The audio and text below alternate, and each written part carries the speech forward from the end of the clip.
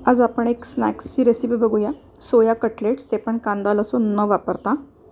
त्याच्यासाठी मी इथे गरम पाणी करून घेतलं आहे। त्याच्यामध्ये मी 1 कप सोया चंक्स घालणार आहे आणि ह्याला आपल्याला अर्धा तास भिजत ठेवायचं आहे, गरम पाण्यामध्ये अर्धा तास।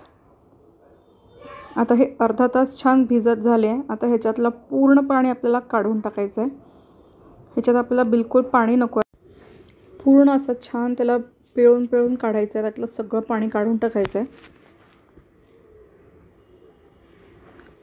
अशा पद्धतीने ह्याला पूर्ण प्रेस करून घ्यायचं आहे, आपल्याला सगळं पाणी काढून टाकायचं आहे। त्यात थोडं जरी पाणी राहिलं ना तर आपले कटलेट्स व्यवस्थित बसणार नाही, त्याचा शेप येणार नाही। सो असे मी हे सगळं पाणी काढून घेतलं आहे, मिक्सर जारमध्ये घातलं आहे। आता ह्याच्यामध्ये मी थोडासा पालक घालणार आहे, एका मुठीत बसेल एवढा पालक घेतला आहे मी। छान धुवून स्वच्छ धुवून घ्यायचं आहे, चिरला नाही तरी चालतो। आता आपण ह्याला छान वाटून घेऊया। हे छान आपल्याला ड्रायलीच बारीक करून घ्यायचं आहे, ह्याच्यात पाणी वगैरे काही घालायचं नाही आहे। अशा पद्धतीने हे वाटून घ्यायचं आहे आपल्याला। छान वाटून झालं आहे आपलं हे। थोडंसं पालकचे पानं दिसले तरी चालतात, काही हरकत नाही आहे, एकदम ते असं चोपडं बारीक होतच नाही। सो हे असं आपण एका बाउलमध्ये काढून घेऊया। आता ह्याच्यामध्ये मी 2 बटाटे घालणार आहे, मीडियम साईजचे बटाटे।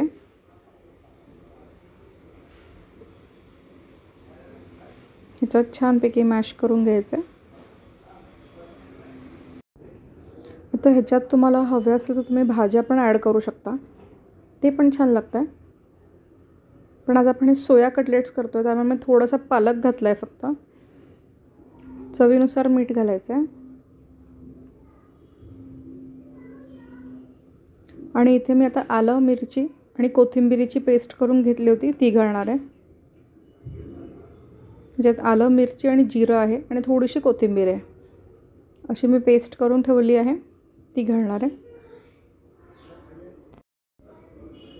आता आपण आपले सगळे ड्राय मसाले घालूया। धनेपूड, थोडीशी हळद, लाल तिखट घालणार आहे, गरम मसाला घालायचा आहे, 1 चमचा किचन किंग मसाला घातला आहे आणि चाट मसाला घालणार आहे।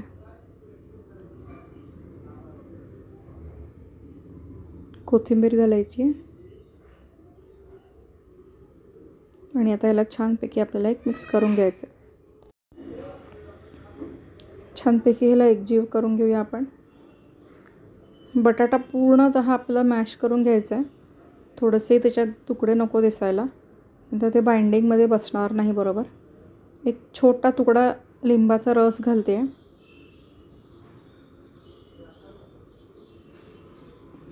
एकदा मिक्स करून घेऊ आणि आता आपण ह्याचे छोटे छोटे कटलेट्स बनवून घेऊया।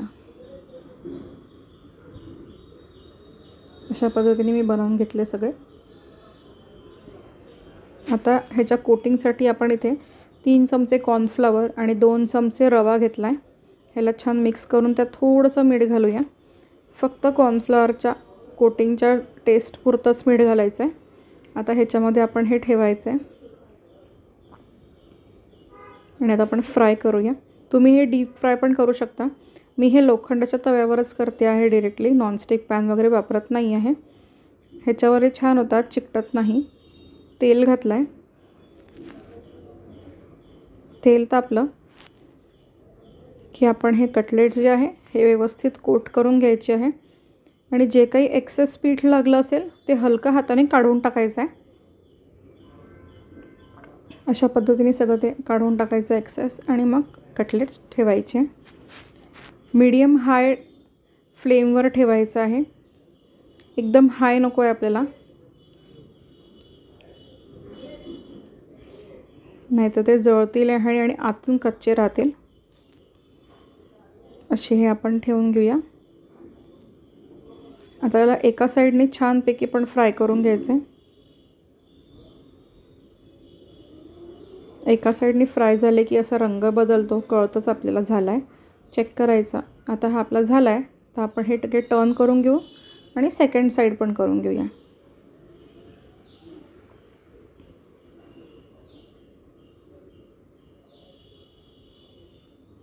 दोन्ही बाजूनी छानपैकी आपल्याला खरपूस भाजून घ्यायचं आहे. आता हे छानपैकी आपले भाजून झाले आहे. आता आपण हे टिश्यू पेपरवर काढून घेऊया आणि मस्त गरमागरम आपले सोयाचे कटलेट्स सर्व करूया. मी तुम्हाला एक ओपन करून दाखवते. बाहेरून छान क्रिस्पी झाले आहेत ते आणि आतून छान मस्त असे सॉफ्ट झाले. तुम्ही बघू शकता, हे पहा मस्त सॉफ्ट झाले. नक्की ट्राय करून बघा, ही रेसिपी खूप मस्त लागते. रेसिपी आवडली असेल तर लाईक करा. चॅनलवर नवीन असाल तर सबस्क्राईब नक्की करा आणि साईडला एक बेल आयकॉन आहे त्याच्यावर क्लिक नक्की करा. त्यामुळे काय होईल ना, माझ्या ज्या व्हिडिओज आहेत त्याचे नोटिफिकेशन तुम्हाला येत राहतील, म्हणजे तुमचा एकही व्हिडिओ मिस होणार नाही. थँक्यू.